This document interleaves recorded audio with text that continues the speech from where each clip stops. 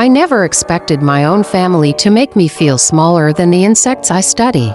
But there I am, sitting at my parents' cramped dining table, picking at honey-roasted chicken while Lucy's voice fills every corner of the room. The whole romantic tour, she says, her voice bright with excitement.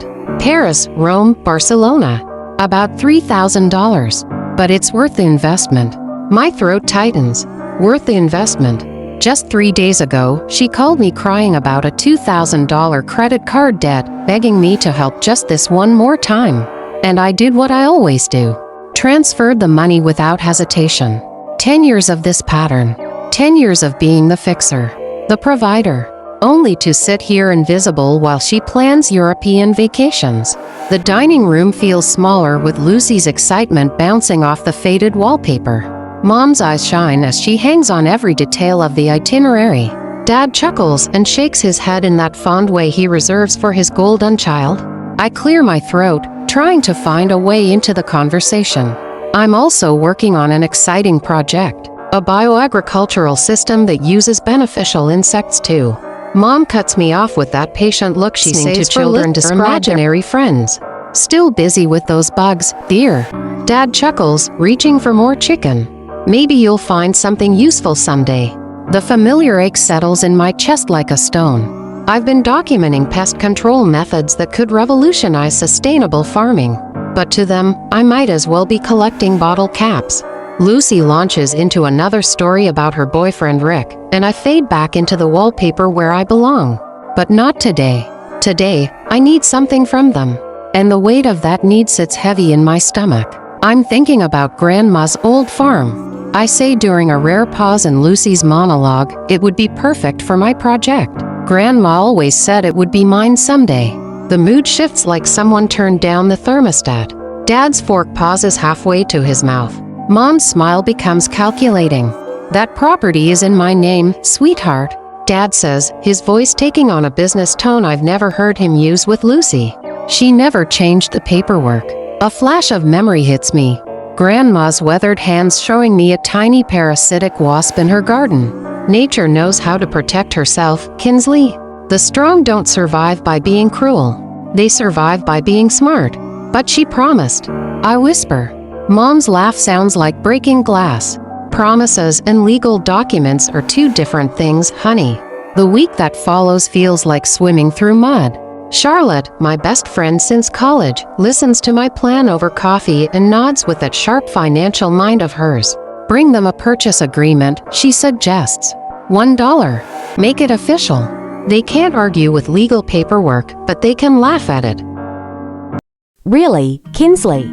Dad's eyes meet Mom's across the table, and I watch some silent communication pass between them, the kind of wordless conversation that comes from 30 years of marriage and shared priorities that don't include me. Well then, Dad says, finally, $20,000. That's a family price. $20,000. The number hits me like a physical blow.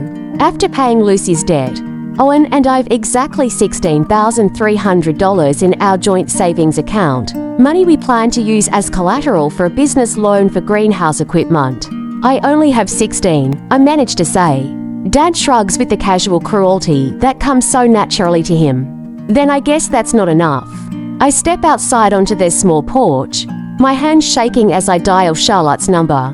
The November air bites through my thin sweater, but I barely feel it. They want $20,000, I tell her when she answers. But I only have 16. And I can't call the cops, I have no legal standing. Charlotte's voice turns hard in a way that makes me grateful she's on my side. He's stealing the farm your grandmother wanted you to have. But she didn't make a will, I choke out.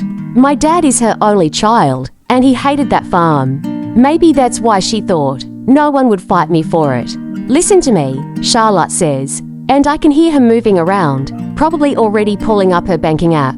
I'm sending you the full $20,000. Use your $16,000 to start building. This isn't a gift, she continues. It's seed money. I'm your first partner. I trust you, even if your family doesn't. The next morning, I stand in my parents' kitchen with the cashier's check for $20,000. Dad examines it like he's looking for a forgery.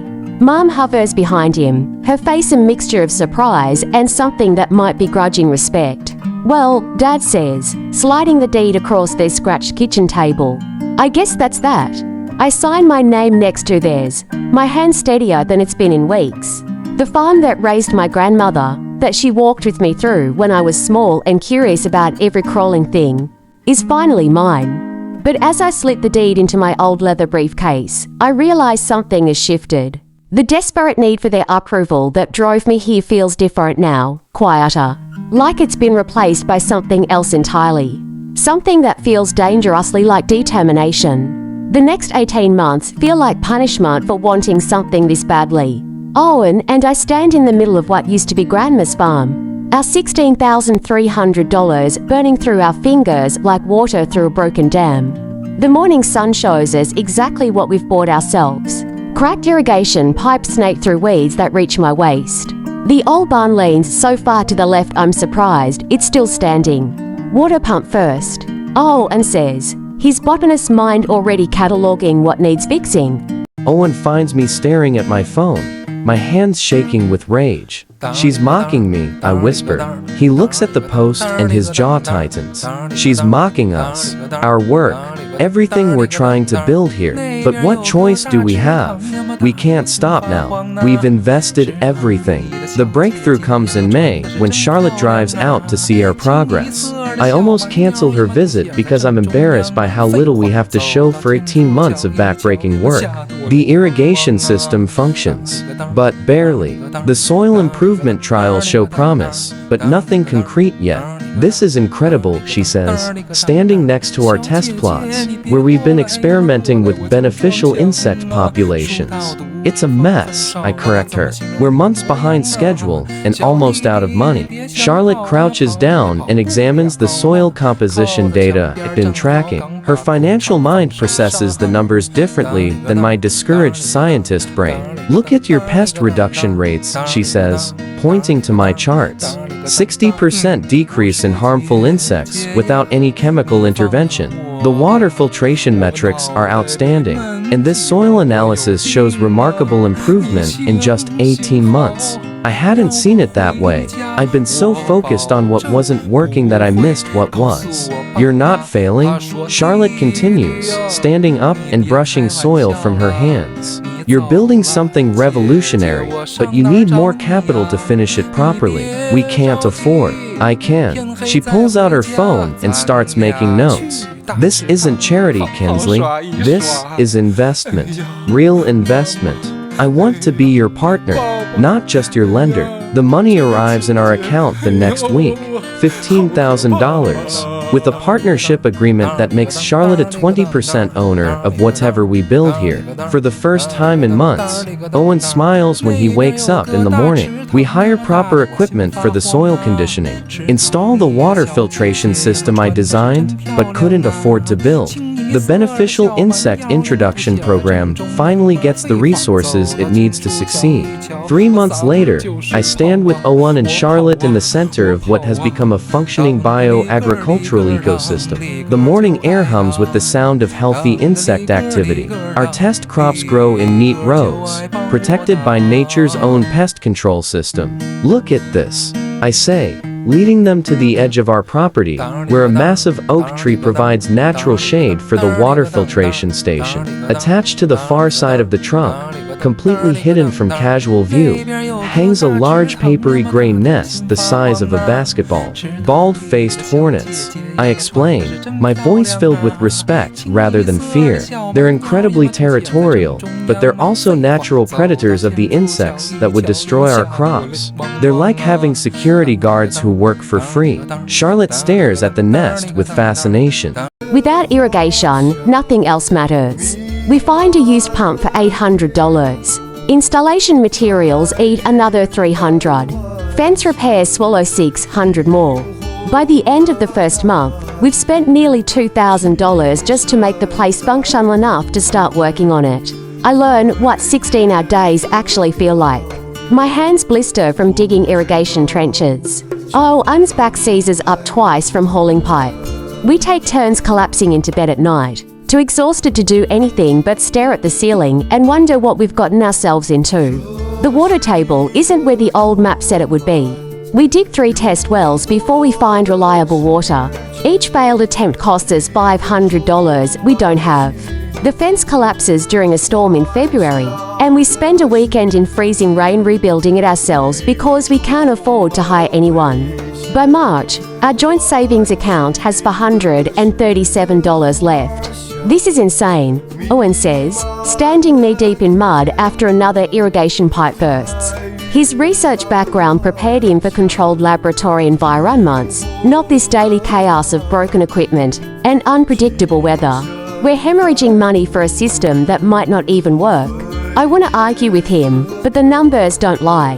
We've burned through most of our savings, and we're not even close to having a functioning bioagricultural system.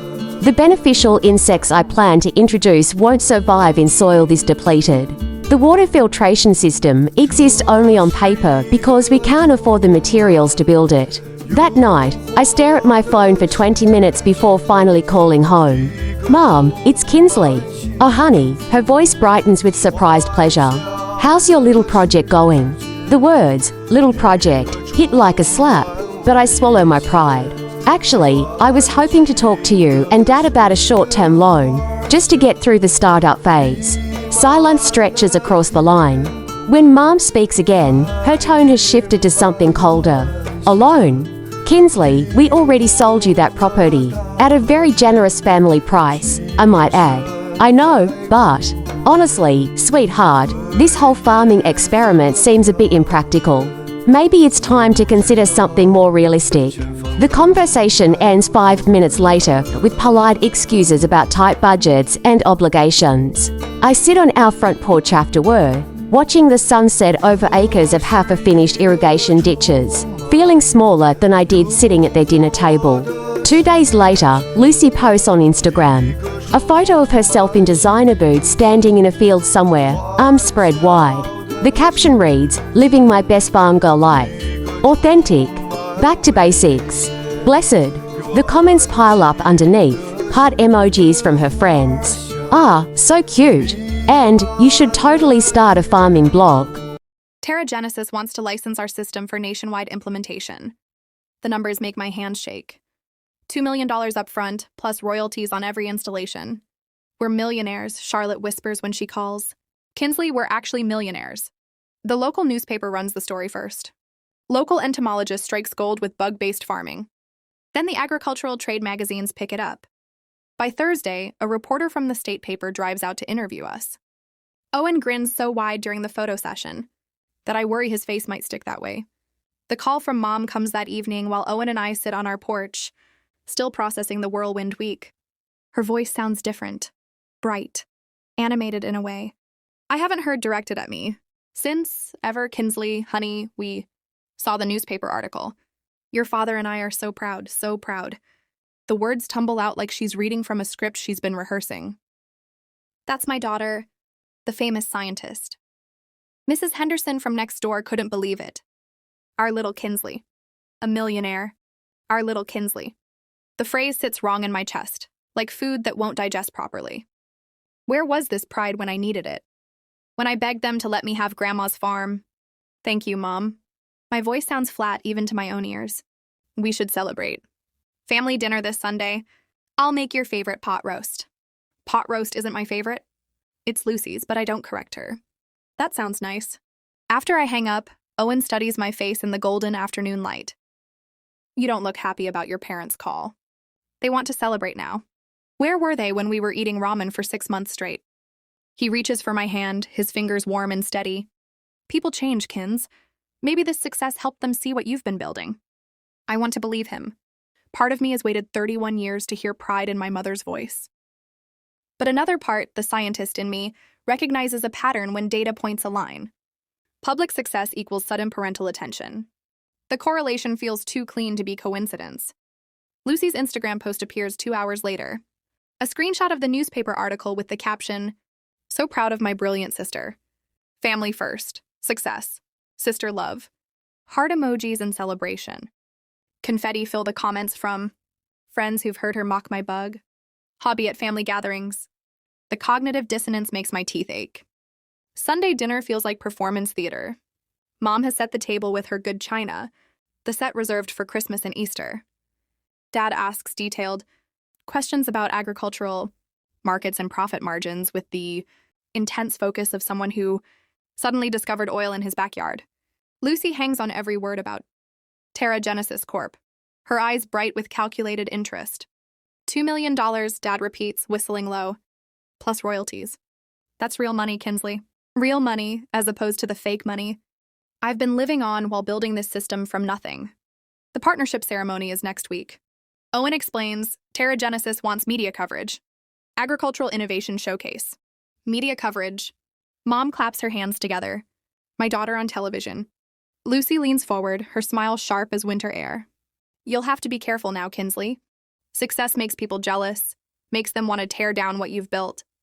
The words hit differently coming from her, like a warning wrapped in concern, but with something else underneath. Something that makes the hair on my arms stand up. After dinner, while Owen helps Dad with coffee, Lucy corners me in the kitchen. Her voice drops to that conspiratorial whisper she's used since we were children. You know, Rick has been asking about your farm setup. He's really interested in sustainable agriculture suddenly. She laughs, but it sounds forced.